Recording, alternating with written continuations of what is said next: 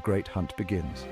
Karnqueon, leader of the Satyrs, lowered his horn. It glinted in the morning sun. Today was the great hunt, the hunt that would decide the fate of his people.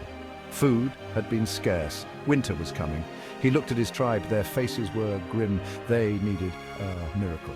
Karnqueon raised his head and let out a bellow. The hunt was on. The Satyrs moved like shadows through the forest.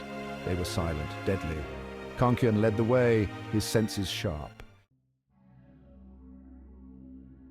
Hours passed, no prey. Hope began to dwindle. Then Karnqueon saw it, a streak of light across the sky, a falling star. The star crashed down beyond the forest. A tremor shook the ground. Karnqueon felt a surge of curiosity. What was this omen?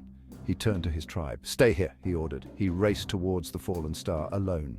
The air grew hot as he ran. The smell of ozone filled his nostrils. Soon he reached the edge of a massive crater. Smoke and dust billowed up from below. Karnqueon shielded his eyes. What had he found?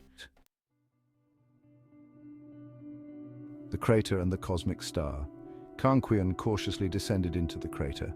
The air crackled with energy. He felt a strange pull towards the center. There, nestled in the smoking earth, lay a being unlike any he had ever seen.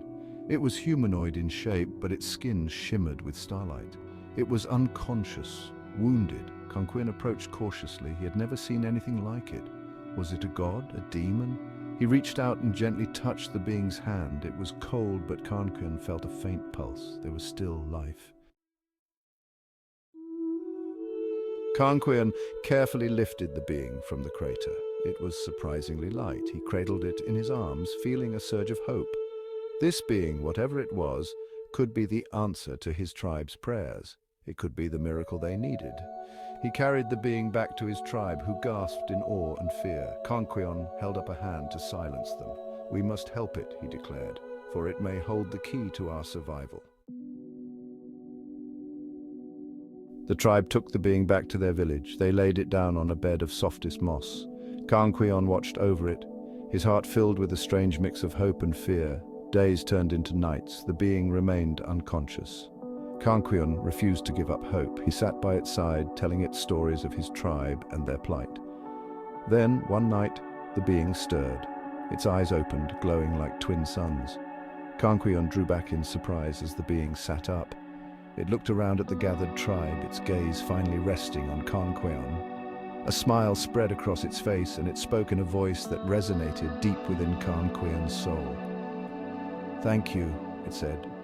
"You have saved me." As the being spoke, a wave of energy pulsed outwards. The forest around them erupted in vibrant colors. The trees swayed and danced, their leaves shimmering with an otherworldly light. The Satyrs gasped in awe as the world around them was transformed. The night sky blazed with 1,000 new stars, their light illuminating the forest with an ethereal glow. The being, the cosmic star, had awakened, and with its awakening it had brought magic and wonder to their world. Karnqueon looked on in amazement, knowing that this was only the beginning. The great hunt had led them to something truly extraordinary.